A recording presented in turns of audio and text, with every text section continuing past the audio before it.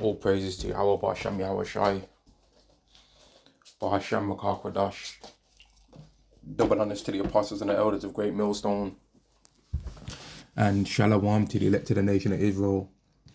And I was just watching a video titled something along the lines of let me try it, just 1 second. Let me find the actual name of the video, because there's a couple of videos on the YouTube that are named the same thing anyway. The title of the video is when good cops save innocent girls from creepy cops, right? And what you see happen in this video is plenty of police officers just being dodgy, man. Like groping up women, right? That more than likely have got a man. So they're committing adulterous acts by touching up and feeling up a next man's wife, right? They're committing a sin of coveting after another man's wife as well, which is leading to their adulterous actions that they're doing. But the point of what I want to say in this video is that when the day of the Lord comes, a lot of these police officers are going to go rogue, right? In both ways. Some of them are going to go rogue to where they're not following the police rules in a negative way. And some of them are going to go rogue to where they're not following the police rules in a positive way. And that's going to be like a blessing unto the elected nation of Israel, where certain police officers, right, certain law enforcement people are going to believe that the children of Israel are in fact who the Hebrew Israelites have been saying they are. And they're going to see something within members of the elected nation of Israel that is present because of the faith that Yahweh gave them. And they're going to have mercy on them in some regards, man. But then you're going to also have those rogue police officers that are going to be on some grimy stuff out here, man. Right? They're going to be moving crazy as hell. This is 2 Ezra chapter 15 and verse 14. Woe to the world and them that dwell therein, for the sword and the destruction draweth nigh, and one people shall stand up to fight against another, and swords in the hands. And a lot of people can't even grasp the concept of this kind of scenario, right? Especially women, I've noticed, man. Women are the least ones that actually, and it's mad to me that they're the least ones that actually understand violence, or that understand the concept that violence can really change the whole global scenario, because they're the least able to defend themselves. So they should be the most likely ones that's paying attention to these kind of things from day to day, because it affects their life more than anyone else's, man. Violence being present affects their life way more than anybody else. Way more, man. Let's get this. Woe to the world and them that dwell therein, for the sword and the destruction draweth nigh, and one people shall stand up to fight against another, and swords in their hands, for there shall be sedition among men and invading one another. They shall not regard their kings nor princes, and the cause of their actions to stand in their power. Right? And what those police officers were doing were taking advantage of their position in this world, where they're considered to be trustworthy. They're considered to be, oh, these are the people you go to when you need help. And you had the whole Sarah Everard situation where that Edomite officer, right, abused his position of power and did crazy ass stuff to that Edomite woman, right? And then you got this story that's been going around where this Edomite officer came into a woman's house to search for something or the other, and then he stole her underwear, man. And police are just as dodgy as everyone else, right? Occasionally you might come across a police officer that follows the rules that they're supposed to follow, but for the most part, they're just a sinful person, just like everybody else, man. They ain't no specialized people, because this world's ran by the wicked, so the police officers are not going to be righteous. Now, we have to understand this concept in the Bible and how we can avoid anything bad happening to us from these people that are ultimately really wicked themselves anyway. Proverbs chapter 16 and verse 7, when a man's ways please Yahweh, he maketh even his enemy to be at peace with him. So if we're trying to the best of our ability to do the things that Yahweh tells us that we're supposed to do, trying to keep the commandments that we're supposed to keep, and trying our best to try and stay lawful according to this society without disrespecting Yahweh, we'll avoid these police officers' wrath and the snares that they try and set us up in anyway. Right? And also this scripture here, and there's plenty of other ones as well, but I'm just going to go to these two. Matthew chapter 5 and verse 25, agree with thine adversary quickly, whilst thou art in the way of him. Don't waste your time arguing with police officers, trying to talk about all this I know my right stuff, right? Don't be an idiot neither and make them do something unlawful to you. But like, the time to argue with the police is not when they're trying to arrest you, when they're physically in front of you. If they do anything unlawful, well then in that time, note all the things down that they've did and then deal with it afterwards and go to the police about what they've did. That's unlawful, man, and make sure that you can get as much proof as you need to prove that, man. Normally they'd have a body cam footage on anyway, and you can catch the footage, man. Right? But there's no point wasting your time arguing with the police officer, because they can try and touch you, put their hand on you, and then you jolt and shake their hand off too much, and now they're gonna say you assaulted them, and they're gonna do all kind of crazy stuff to you. Lest at any time the adversary deliver thee to the judge, and the judge deliver thee to the officer, and now be cast into prison. And that's a like wicked snare that they've set up in this society plenty of times to get a lot of you Israelites thrown in jail, man. A lot of you Jakes out there, a lot of you Negroes, Latinos, and Native Americans, they love that, right? They love to try and use that as a snare, man, to try and catch you. And let me read this, verse 27. Ye have heard that it was said by them of old time, thou shalt not commit adultery. But I say unto you that whosoever looketh on a woman to lust after her, have committed adultery with her already in his heart. And that's what them police officers were doing, man. They was already committing adultery in their heart, and the lust that they had for those women caused them to grope those women. And the one of the officers, he literally was rubbing up the woman's private parts, what through her trousers, right while the man's husband right there, the Israelite woman's husband right there, right, and while her daughter's in the back of the car. And if there wouldn't have been another police officer there, and that police officer wouldn't have been down with that, we would have never known about it. And the thing is, like, he was still in training and was bold to try and do that while he's been training. And that's why a police officer shouldn't be no simp, man. You shouldn't even have a society where a police officer is a simp or some guy that can't get women, because he ain't going to be able to handle himself having that power over people. And ultimately Esau shouldn't be in charge of the world in general, because he is a demon, right? And when people hear us say that, they think we're joking. When I call you Edomites demons, I'm not joking when I say it. And when I call you, I'm not joking. I mean that, man. I think you people are demons out there. And for anyone that's like tries to say, oh, what are you on about? The scriptures speak about people having demons on them all the time. They've got an evil spirit in them that's making them do some evil ass things, man. And no one's got more demons on him than Esau. He's a weirdo, man. Yeah, he's a complete and utter weirdo that should not have power. He should not be in charge of the earth. He should not be. Let's get this. Proverbs chapter 28 and verse 4. They that forsake the law praise the wicked. And all you Christians that I keep talking about, oh, y'all try and bound people by the law, right? What you're praising the wicked then by forsaking the law. You're saying the law is done away with. You're praising the wicked. Not because I'm saying it. The scriptures say you're doing that, right? They that forsake the law, oh, the law's done away with. That was only for the Jews. Praise the wicked. But such as keep the law, contend with them. And here's the thing that most of you Christians have not explained yet, man. How does it all end?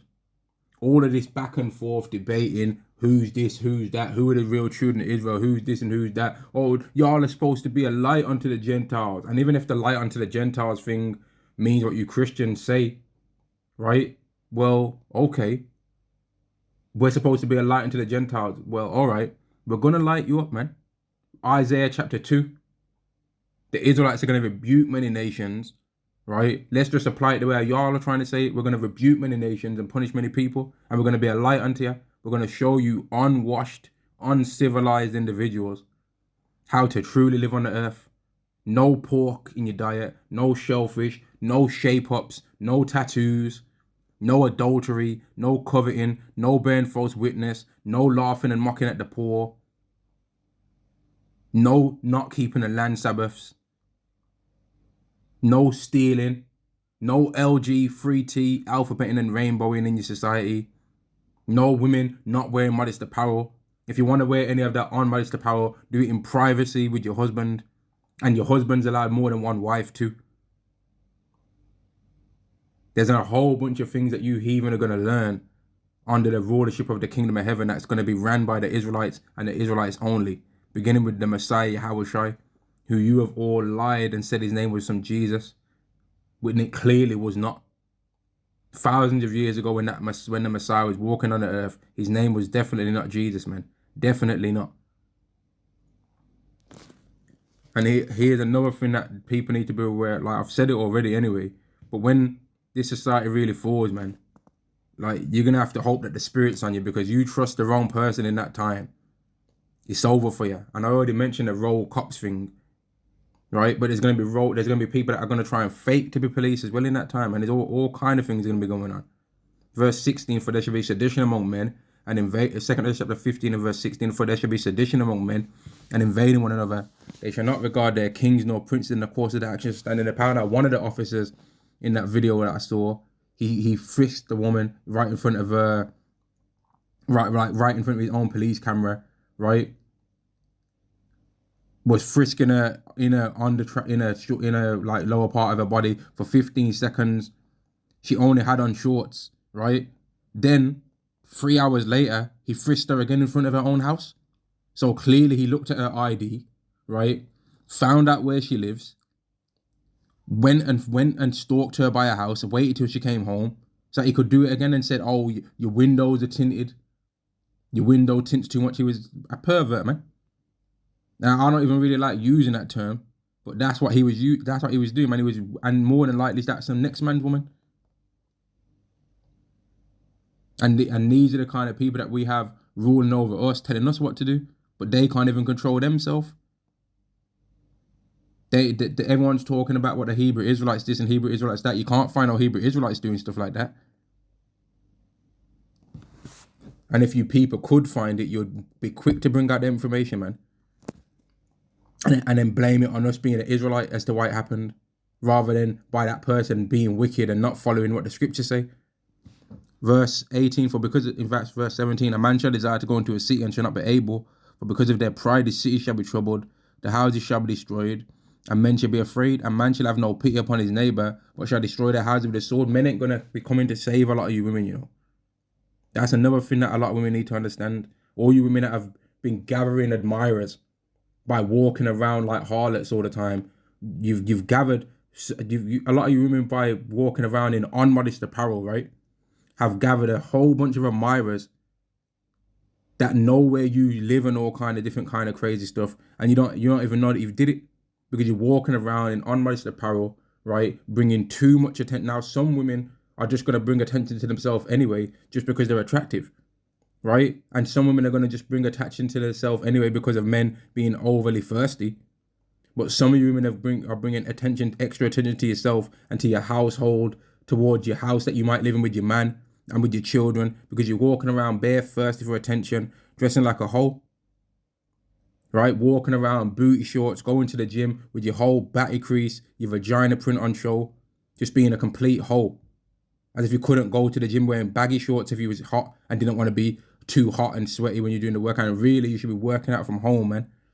If you got a problem with that, I don't care. You really should be working out from home instead of trying to gather attention like some hoe out here, wearing the most tight shorts that you can wear, begging for attention for people to look at you, right? But then at the same time having an attitude when people look at you. But then also at the same time wondering why people don't look at you.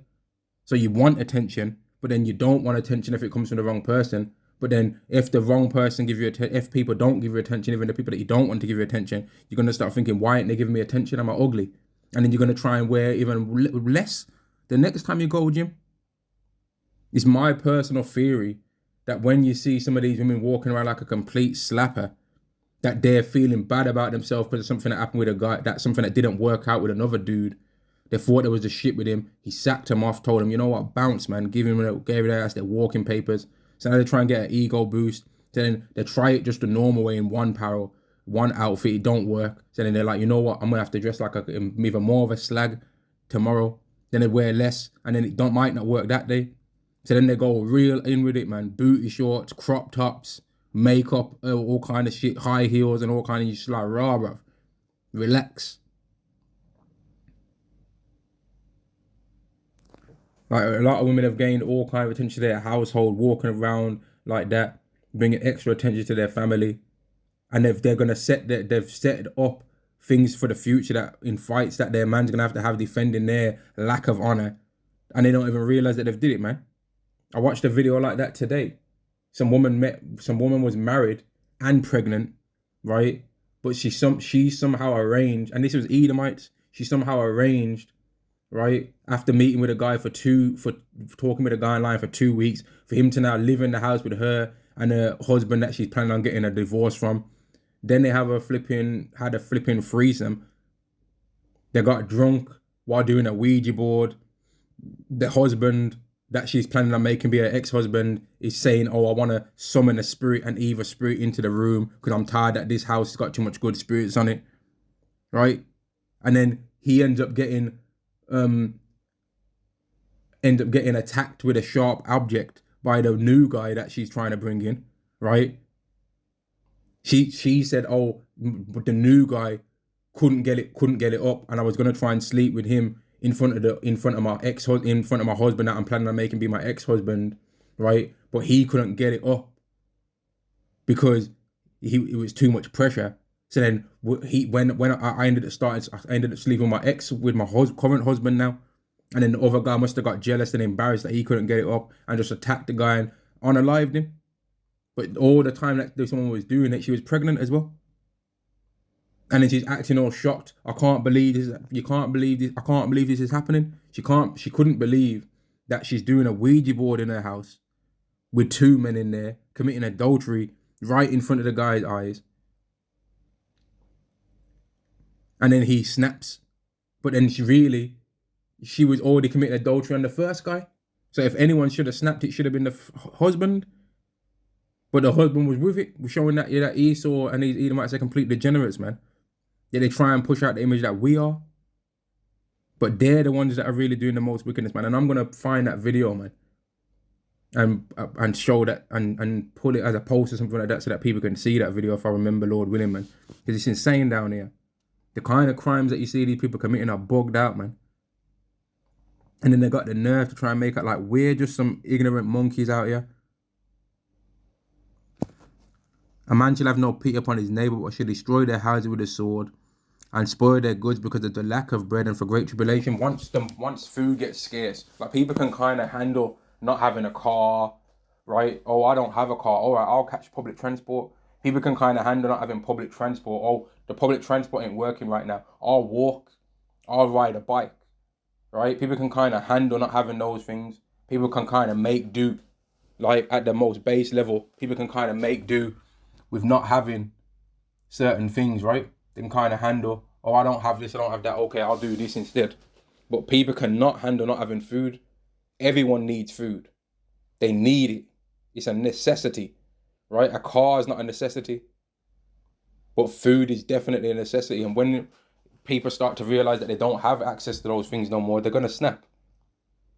And everyone's going to be out for their own way. They're not going to care about no honorable way of living. They're going to lose it, man. They're going to truly show the evil nature that they have within them, man. It's going to be shown in its fullness in that day.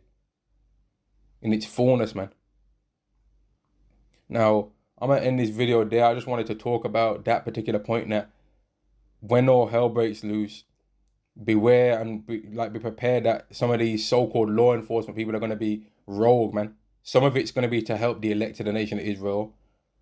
Others of it is going to be to destroy the Israelites that, you know what I mean? And others is going to be like rebellion amongst police officers, amongst themselves for the sake of wickedness.